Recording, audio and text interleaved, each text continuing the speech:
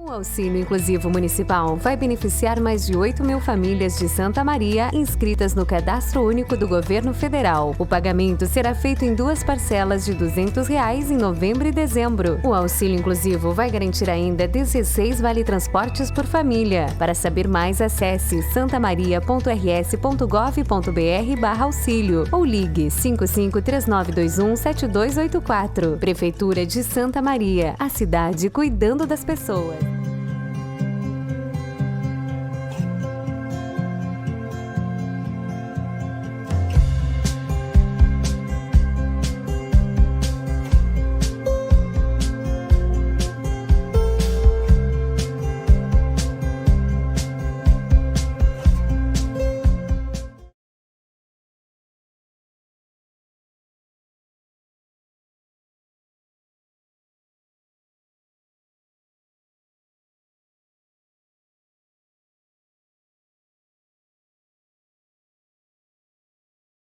Ético, mas hoje com uma temática que exige um certo conflito, sim, mas não de interesses nem de ética, mas uma colocação e uma provocação para todos nós, homens e mulheres, que buscamos um mundo mais justo, mais fraterno, mais equânime, na busca daquilo que nós queremos, como uma proposta de fraternidade, de sororidade, para podermos desenvolver melhor as habilidades que nos são dadas, né, neste dia.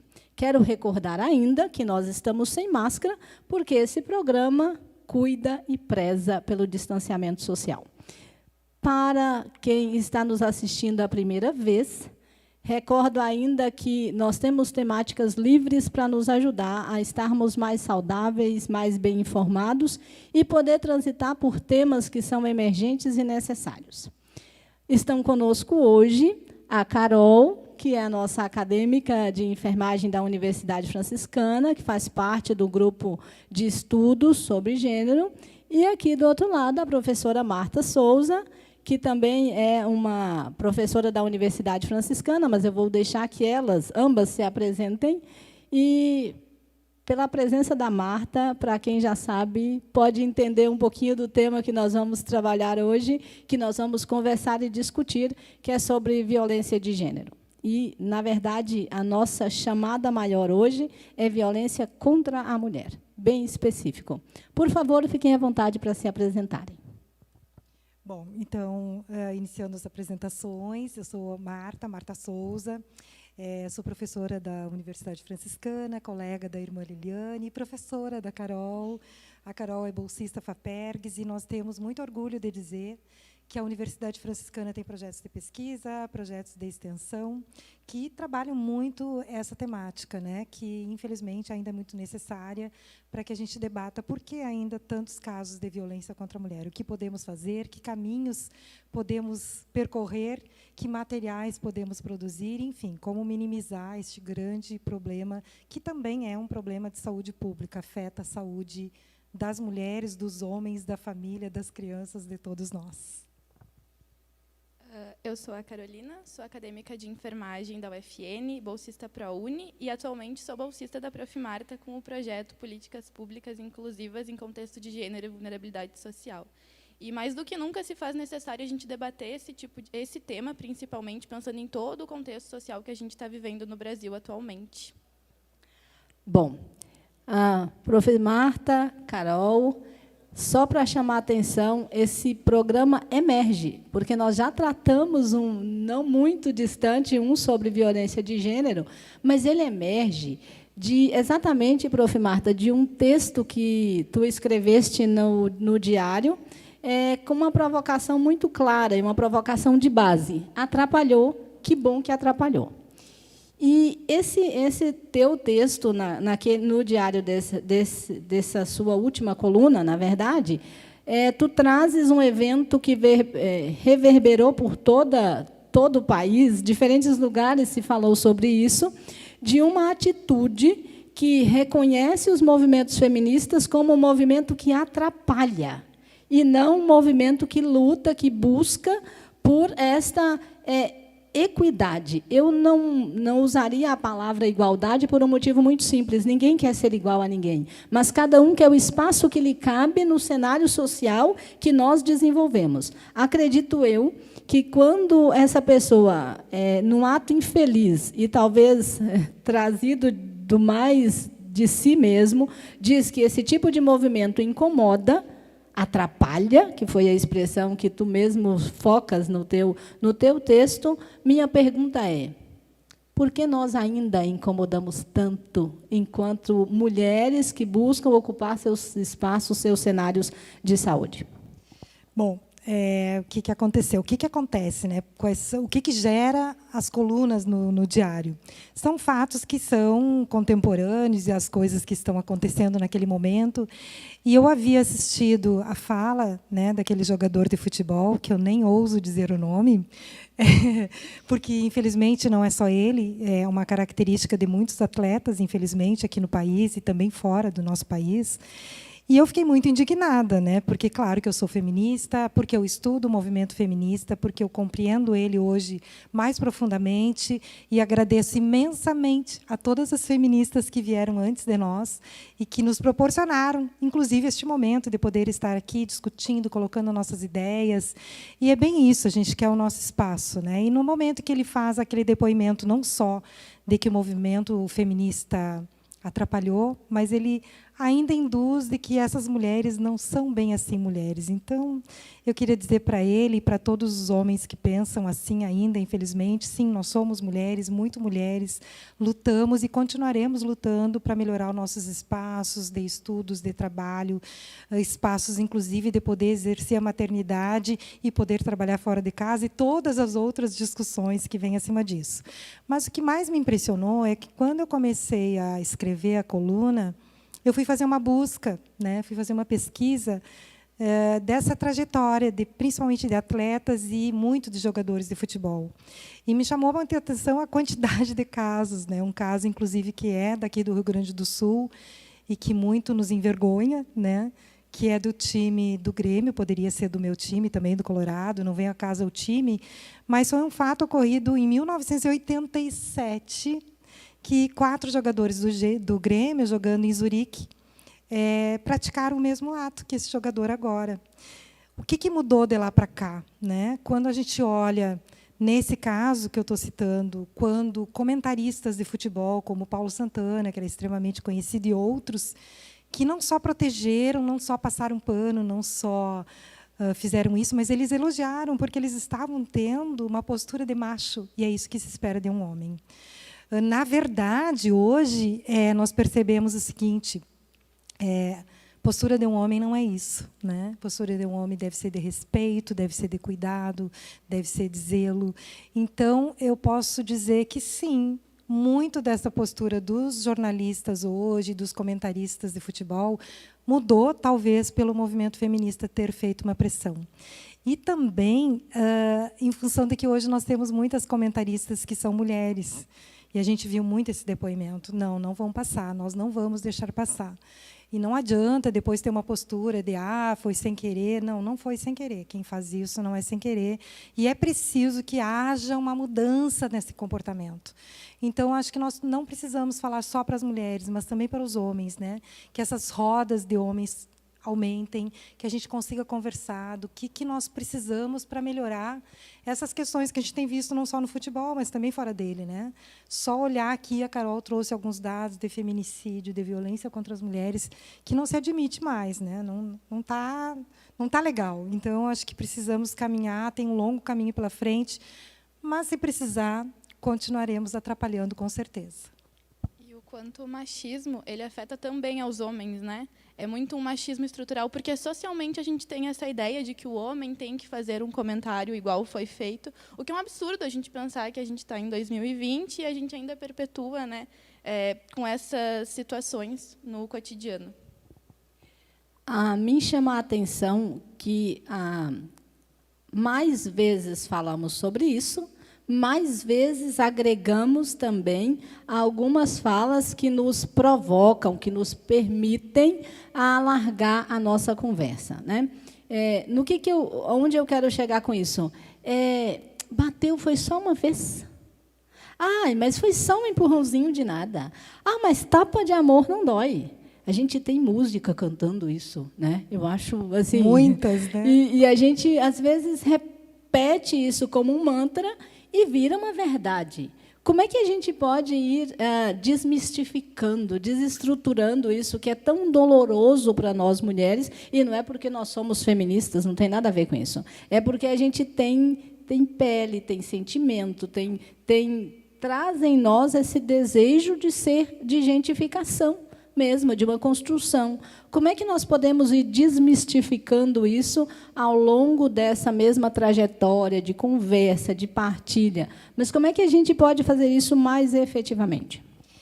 Ocupando todos os espaços. Eu acho que todos os momentos que nós pudermos trabalhar educação e saúde, desconstruir essa cultura machista, ela é bem-vinda. Então, assim, eu posso dizer que a Carol é um desses exemplos. Nós temos um grupo que ela faz parte, que onde frequentemente nós assistimos, agora nem tanto, porque a gente está com as reuniões online, né? Fizemos leituras, debates, enfim. Mas, no momento de que voltarmos os encontros presenciais, eu trouxe até aqui alguns materiais depois para deixar contigo.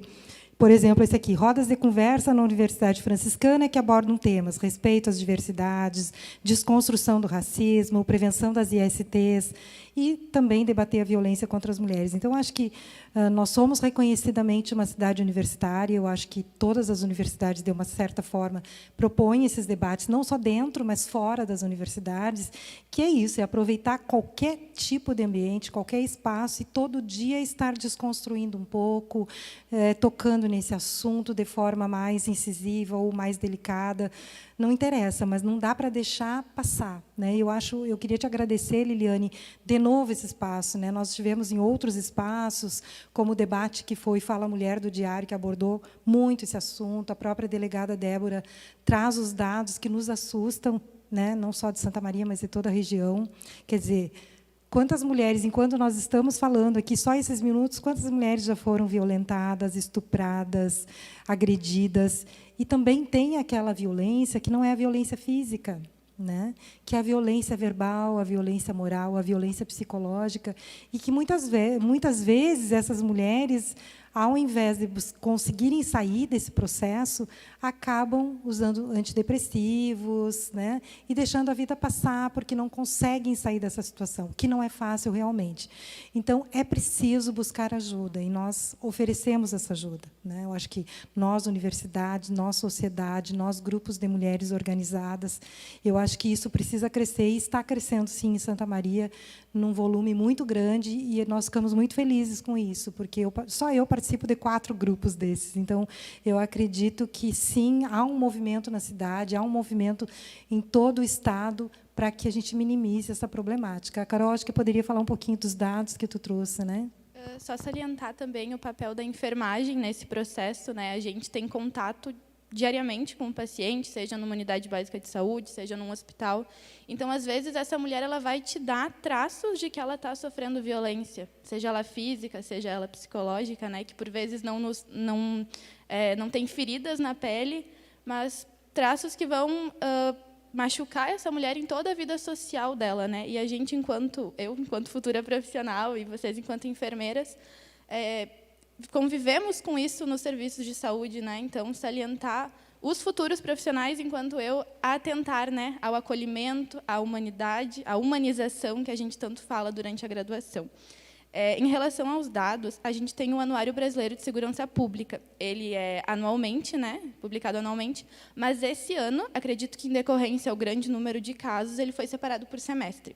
Então, nesse primeiro semestre de 2020, a gente tem um aumento no número de feminicídios, mas, em contraponto, uma diminuição nas denúncias, né? Então, a gente pensa, talvez, pelo contexto social que a gente está vivendo, que é a pandemia, essas mulheres permanecem em casa com os seus maridos, seus parceiros, que normalmente são quem fazem essas agressões. Outro dado também, ele é um dado do ano passado, que a cada 15 segundos uma mulher é agredida. Então, fica o questionamento, né? A gente está conversando aqui, uma mulher está sendo agredida, e a gente está falando sobre violência contra a mulher.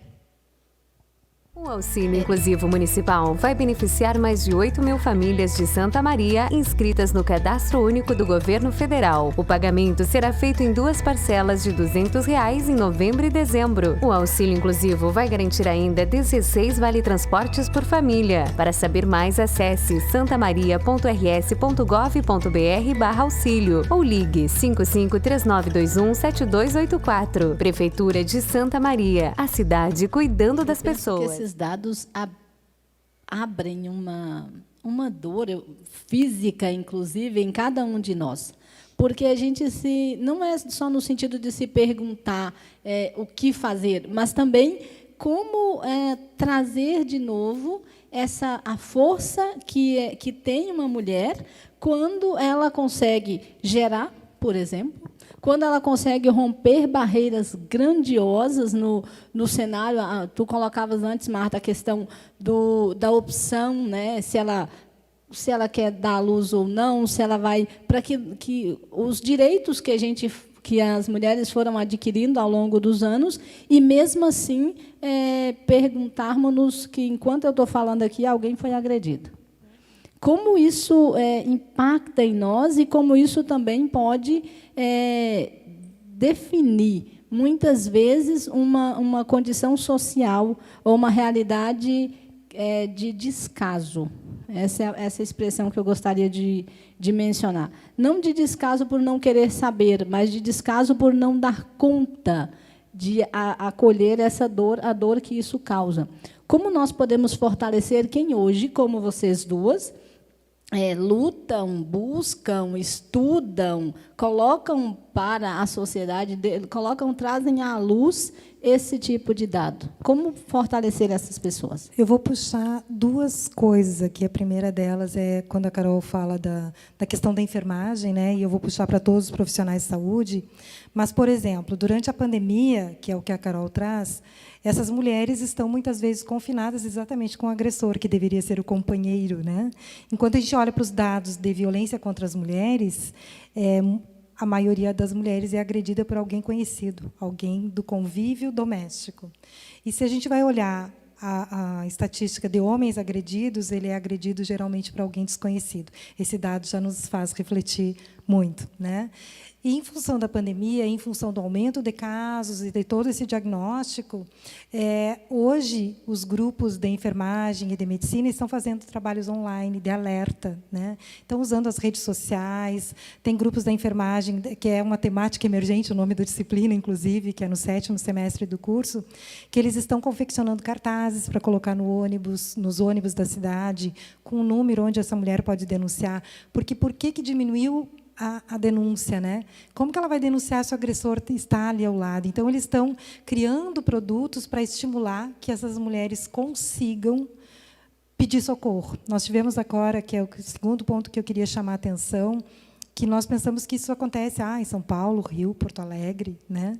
E nós tivemos agora, recente, semana passada, uma menina que estava em cativeiro, presa pelo companheiro dela. Ela ficou 1 semana sem alimentação, sem água, e conseguiu, no momento de descuido, fugir e pedir socorro, né? Então, o quanto é importante o vizinho estar atento a um ruído diferente, a um grito diferente, a um chamado de socorro. Não existe essa história de, em briga de marido e mulher, não mete a colher. Mete a concha, mete a pá inteira, pede socorro, passa um número, faz um sinal, qualquer coisa, porque vocês podem estar, sim, evitando um feminicídio. Nós tivemos agora aqui também, bem pertinho de nós, um caso do rapaz que não aceitou o final do relacionamento, e isso é muito típico nessas relações. Ele matou a mulher, o novo companheiro, e cometeu suicídio. Quer dizer, é falta de conversar, é falta de diálogo, é falta de compreender. Relações podem terminar, né? E o quanto isso é diferente quando acontece com as mulheres, por exemplo. A mulher terminou um relacionamento, ela segue a vida dela, né? Ela não... Então, o que está faltando, gente? Está faltando muita conversa sobre isso, muitos espaços como esse, para que se alerte sobre o tema, para que as mulheres entendam que elas podem seguir as suas vidas, se não estiver bacana, e podem também levar este homem para um tratamento. Eu acho que isso falta, porque a gente fica focando muito nas mulheres, mas, como a Carol falou, né, os homens também sofrem com esse machismo. Essa educação que vem de casa, né, que o homem pode tudo, a mulher pode nada, e muita submissão, eles vão aprendendo. Então, é preciso desaprender isso dentro das nossas casas. As mães precisam discutir isso mais abertamente, juntamente com os pais. A não naturalização dessa violência, né? A gente não pode naturalizar uma mulher ser agredida, né, diariamente, igual acontece aqui no Brasil e no mundo todo. A mim chama a atenção, né, dentro ainda do questionamento anterior que eu lhes fazia, chama a atenção também essa força, né? Porque a gente vem de uma cultura patriarcal, em que há uma cultura onde o homem é o centro da cultura, não estudado, né, por isso. Já tinha mencionado isso uma vez, vou chamar a atenção disso de novo, porque muitas vezes, a gente aprende, né, para o menino eu dou um carro, para a menina eu dou um fogão, para o menino eu dou um avião, para a menina eu dou uma boneca. Ensinávamos as meninas a cantar Terezinha de Jesus, né? Ela sai da mão do pai, passa para a mão do irmão ela passa para a mão do marido. E se ela perder o marido, ela fica na mão do filho dela. Quer dizer, que hora que essa mulher é independente? Como é que essa força antropológica, com essa figura do homem patriarcal, que tem que prover, que tem que dar conta? Para os homens também não deve ser fácil ter que segurar uma estrutura dessa e carregar o mundo nas costas. Como nós podemos ir ajudando isso, além dessa educação que tu já mencionavas, Marta, mas também nesses outros espaços em que parece que isso é que é o interessante, isso é o que deve ser, é assim que é mesmo? É tão interessante isso que tu traz, que é o machismo estrutural, né? Ele está instituído em todos os lugares por onde a gente passa. E é preciso se policiar também, porque quantas vezes a gente vê a mãe assim, não, eu quero buscar a tal igualdade, quero ter meus direitos, e aí, de repente, ela vai repreender o filho, olha, que eu vou chamar o teu pai, hein? Eu vou contar para o teu pai, como quem diz, o que eu falo não tem tanto peso, mas o que o teu pai diz. Então, a gente naturaliza num gesto que parece bobo, mas a criança está percebendo aquilo. Então, o que o pai fala é mais sério do que o que a mãe diz. E, de repente, eu vou cantar uma música. E, na música, de novo, né? Se nós formos olhar muito das músicas, por exemplo, na linha sertaneja, é sempre a história de uma mulher que abandonou, e daí o cara vai lá e briga, e aí ela perdoa e volta, se ele traiu, mas se ela trair, não pode. Então, está em todos os lugares, está no momento que tu vai para uma sala de aula e que tu deixa uma atitude, às vezes, machista ali dentro da sala, passou, e tu não chamou atenção. Então, eu acho que a gente, olha, vamos nos policiar, isso não é bacana, isso reforça, naturaliza, faz com que eu repita esse comportamento e diga que ele ainda é natural. Não é natural. Isso adoece as mulheres, e adoecendo as mulheres, adoecem os filhos, adoecem o marido, adoece a avó, o avô. É uma família inteira que acaba adoecendo por um comportamento que faz muito tempo que não é bacana, nunca foi, né? Mas agora nós estamos enxergando cada vez mais. E eu vejo muito esse movimento nas meninas, né? Meninas muito jovens que não aceitam mais e que não levam essa coisa assim, né? Não se importam quando diz que é mimimi, elas, por que é mimimi? E elas puxam para a discussão. Eu vejo muito essa nova geração com essa força e fico muito feliz com isso, porque eu acho que a geração que eu fui ainda foi muito submissa. Muitas mulheres acordaram tarde, mas acordaram, né? Então, eu acho que hoje a gente vê esse movimento de uma forma mais importante. Eu estou me referindo, inclusive, nas salas de aula, né? Que os próprios meninos reconhecem, querem mudar, pedem sugestões. Esse projeto que nós temos com as escolas aqui em Santa Maria, não é nenhuma nem duas vezes que os meninos vão fazer o trabalho e dizem, professora, eu não tinha me dado conta, mas eu também já cometi algumas violências, porque eu não me dava conta que isso era violência, e eu naturalizava. Então, tem turmas que tu vai, que tu começa a falar o que é violência de gênero, e elas, mas isso eu já passei, não sabia que era violência, de tão naturalizado que é. Né? Então, é puxar mesmo e se policiar o tempo inteiro. Até porque essa desconstrução ela é um processo, né? Ela é um processo longo, ela é um processo demorado, ela é um processo contínuo. Estamos todos diariamente se desconstruindo e se policiando com comentários. Dentro dessa mesma perspectiva, continuando a nossa mesma, né, ideia do homem que vem dessa cultura patriarcal, dessa mulher submissa, muitas vezes também esses movimentos feministas são vistos e considerados, além de subversivos, há de convir, né, que muita bruxa morreu por aí, não sei que bruxa, mas eram bruxas, pelo menos diziam que era. E oxalá tivéssemos mais bruxas, né, mas tudo bem. Além da gente ter escutado isso, muito disso, nós também escutamos a ideia de que as mulheres dos movimentos feministas não são femininas. Olha, eu me considero bastante feminina. Estou aqui de batom, salto alto, né? Hoje nós temos liberdade. É claro que ficou muito marcado a segunda onda do feminismo, que foi ali na década de 60 e 70, que as mulheres, para serem vistas e percebido o seu movimento de busca da igualdade, sim, elas saíram às ruas, elas rasgaram sutiãs. Teve um movimento que ficou muito conhecido, que foi no dia que estava lá elegendo a Miss Mundo, elas foram não deixaram elas entrar, elas foram para frente desse evento, e ali elas queimaram sutiãs como um gesto simbólico. E os machistas, principalmente, usaram muito esse gesto para dizer, olha, todas elas são muito antifemininas. E não, se tu escolheu ser feminina, inclusive, hoje, agradeça ao feminismo. O feminismo nos deu essa liberdade de escolher sermos, se eu quero continuar estudando, se eu quero só ser mãe, se eu não quero ser mãe. Então, assim, são caminhos novos. As mulheres sequer poderiam estudar, né? Foi o movimento feminista. Então, o primeiro movimento foi para o voto, o segundo movimento para dizer, olha, o meu corpo é meu. Se eu não quiser me relacionar contigo, eu não vou me relacionar, isso é um direito meu. O direito à herança, o direito a poder ficar com os filhos depois de separar, o próprio divórcio. Então, todas essas coisas foram conseguidas através dos movimentos feministas. Então, tem muito curso, surgiram, para quem não conhece o movimento por dentro, tem muito curso online, gratuito.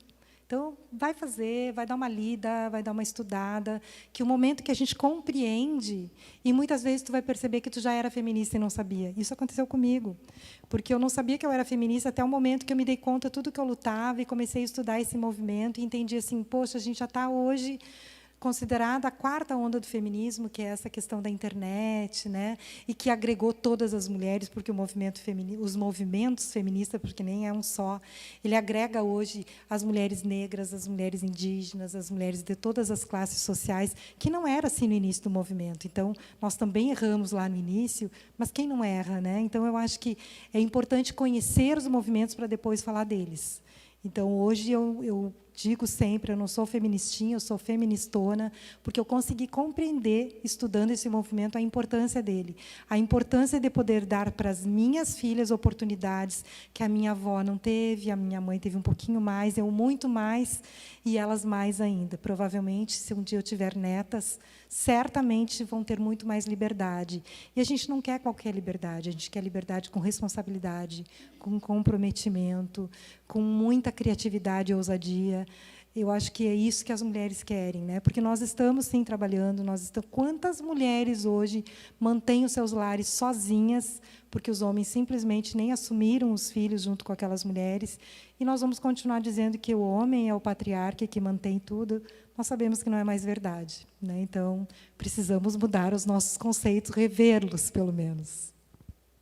O Auxílio Inclusivo Municipal vai beneficiar mais de 8.000 famílias de Santa Maria inscritas no Cadastro Único do Governo Federal. O pagamento será feito em 2 parcelas de R$ 200 em novembro e dezembro. O Auxílio Inclusivo vai garantir ainda 16 vale-transportes por família. Para saber mais, acesse santamaria.rs.gov.br/auxílio ou ligue 5539217284. Prefeitura de Santa Maria, a cidade cuidando das pessoas. Salientando, né? A gente tem a própria Constituição brasileira, que na Constituição ela assegura igualdade entre homens e mulheres.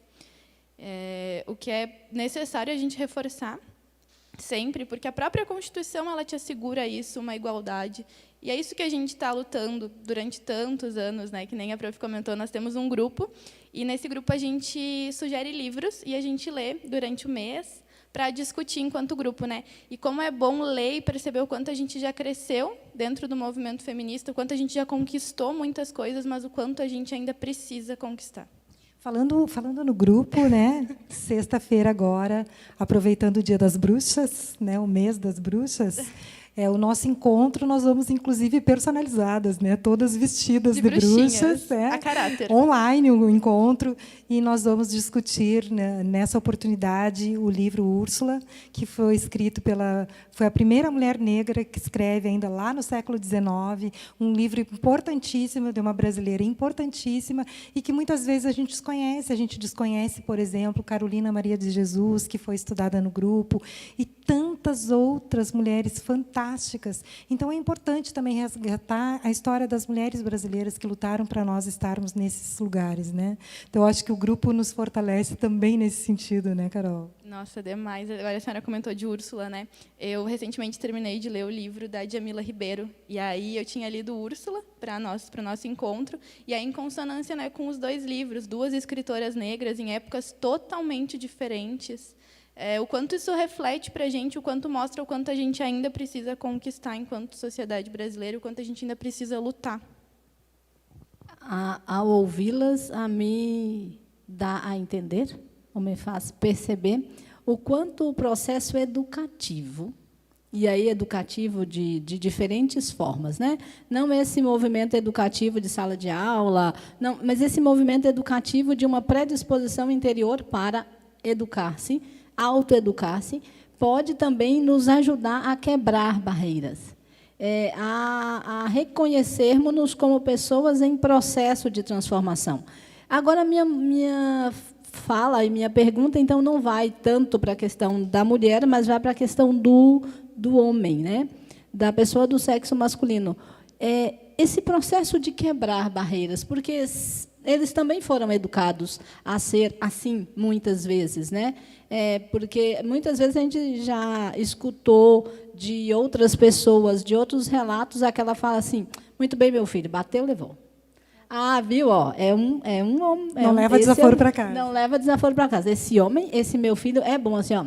Ele olha para todas as meninas que passam, né? Então são tudo estímulos indiretos que às vezes vai constituindo também. Como a gente pode ajudar, além desse processo educativo que vocês falaram, mas outros mecanismos que também possam ajudar esse homem a perceber que não é por aí, que isso não necessariamente reflete a pessoa estereotipada que nós construímos. Perfeito, Liliane.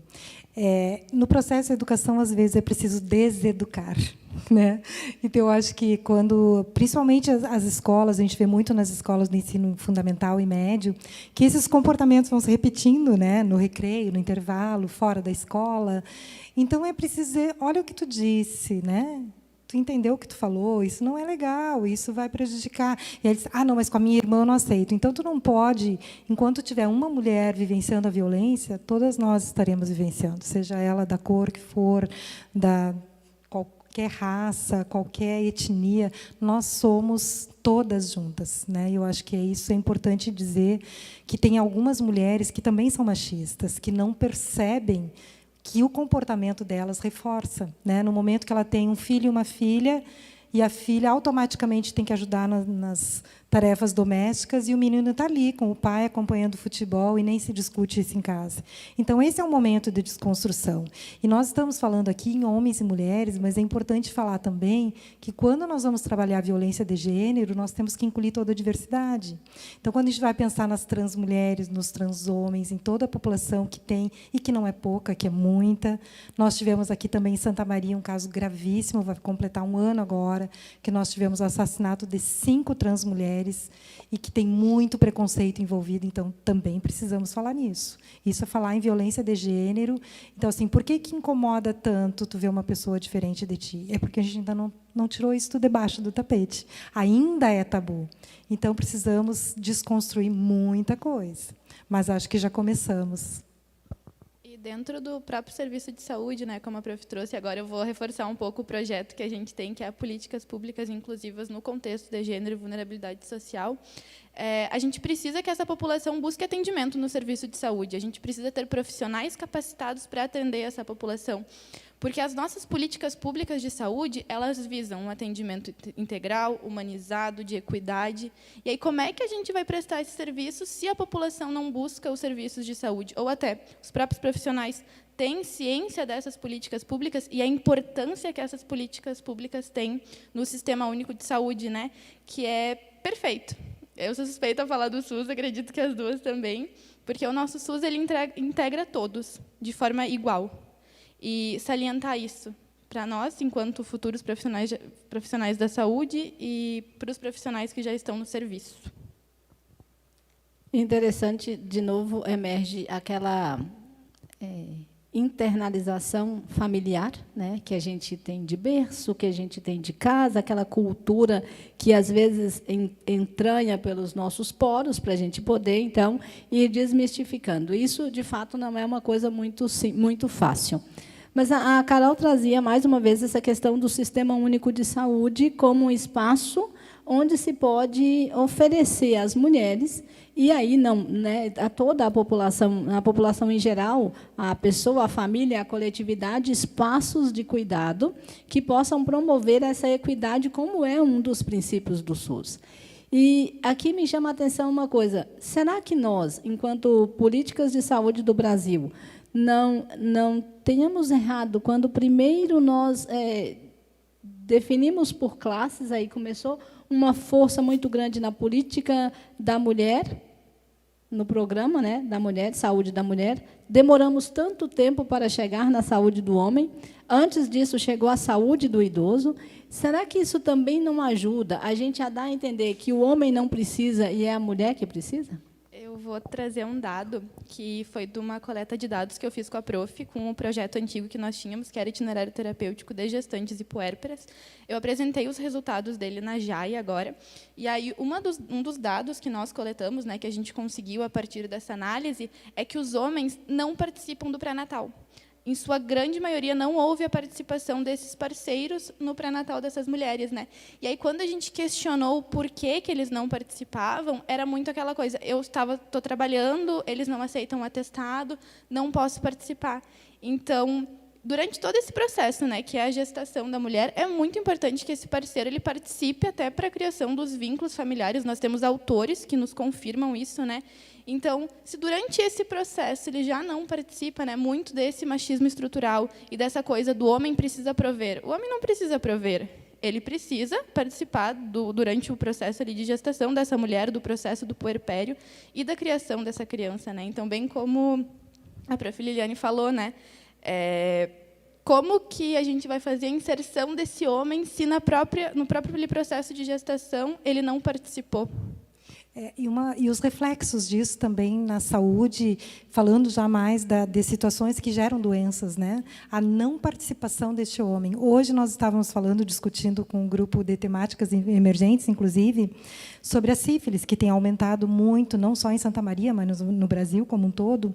E nós estávamos comentando, né, de casos e de situações que, muitas vezes, essa gestante ela descobre que tem a sífilis, e ela faz o tratamento, mas o seu companheiro não faz. Então, isso tem dado uma consequência, que é o nascimento de crianças com sífilis congênita. Quer dizer, o quanto esse diálogo não é só essa violência. Quando a gente fala em violência de gênero, ela envolve várias coisas. Esse seria uma violência que é cometida contra a mulher. Quer dizer, ela faz o tratamento, ele não faz porque não precisa, o homem não precisa. Então, ele passa de novo a doença para ela, e essa criança nasce com uma série de consequências, inclusive podendo nascer, né, com óbito. Então, são situações que nós estamos vivenciando e que, se não houver um movimento muito forte, né, da mídia, de programas como esse, da sociedade como um todo, porque isso não é uma responsabilidade dos profissionais de saúde, dos profissionais da educação, é uma responsabilidade nossa, como cidadãos, como cidadãs, de compreender esse processo e desnaturalizar, desconstruir e realmente atrapalhar. Nós vamos chegando ao fim, por incrível que pareça, do programa, e nós, olha onde nós fomos buscar, né? Retomamos o programa na semana passada, inclusive, com a necessidade de criar vínculos e com essa mãe, essa gestante, essa puérpera, para dar conta de estabelecer também algumas relações trazidas pelas profs, as pessoas que estavam conosco na mesa semana passada, no sentido de que fortalece a identidade do bebê, da criança também, né? Então, a gente vai alargando quando a gente trata de temáticas que elas estão no cenário social e também no imaginário social, né? Porque a violência contra a mulher, ela foi por tantas vezes justificada, como falávamos no começo, que ela dificultou para nós desmistificá-la e dizer: calma aí, a culpa não é da mulher. Espera só um pouquinho. Respira antes de terminar a sua frase, né? Porque, às vezes, a gente precisa quase que dizer isso. Bom, Prof. Marta e Carol, deixem uma mensagem nessa finaleira do programa. Denuncie. Denuncie violência. Tu não precisa estar nessa situação, por mais que... tu não precisa. Tu não precisa estar nesse meio de violência, busca ajuda. Eu não posso dizer que eu sei como é essa situação, porque eu realmente não sei. Mas busca ajuda, denuncie.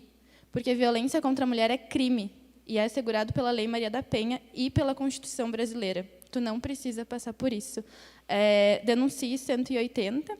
Atualmente, aqui em Santa Maria, a gente tem o Disque Covid. E aí o Disque Covid disponibilizou um número para ajudar essas mulheres, que é o...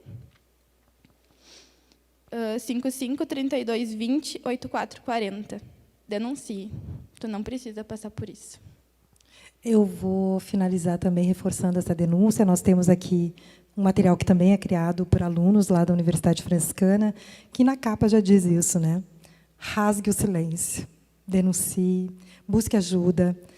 Não há necessidade de passar uma vida inteira sofrendo esse tipo, e muitas vezes indo para situações de feminicídio, porque se nós formos olhar o ciclo da violência, geralmente, quando ocorreu o feminicídio, já houveram várias situações de violência anterior a isso. Então, isso é grave, isso é sério, é preciso um alerta para que busquem todos os sistemas que podem ajudar as mulheres e também aos homens, né? E também a nossa diversidade de gênero.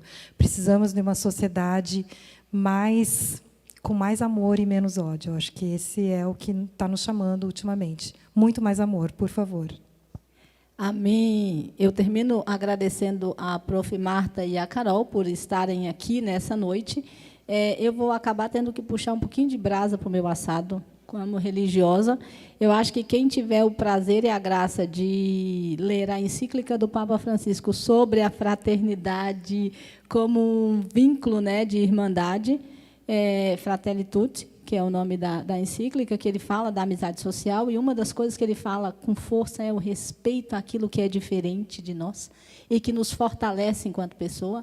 E eu penso que, aprendendo também dele, num espaço grande, amplo, vale a pena, não pelo que ele carrega enquanto uma instituição, mas enquanto pessoa, e nos ensina. Muito obrigada por estarem aqui. Quem nos assiste, muito obrigada. Agradecida de coração por nos acompanhar. Divulgue, coloque, porque eu penso que muitas mulheres podem ser salvas por essa coragem de querer fazer a diferença. Muito obrigada. Boa noite.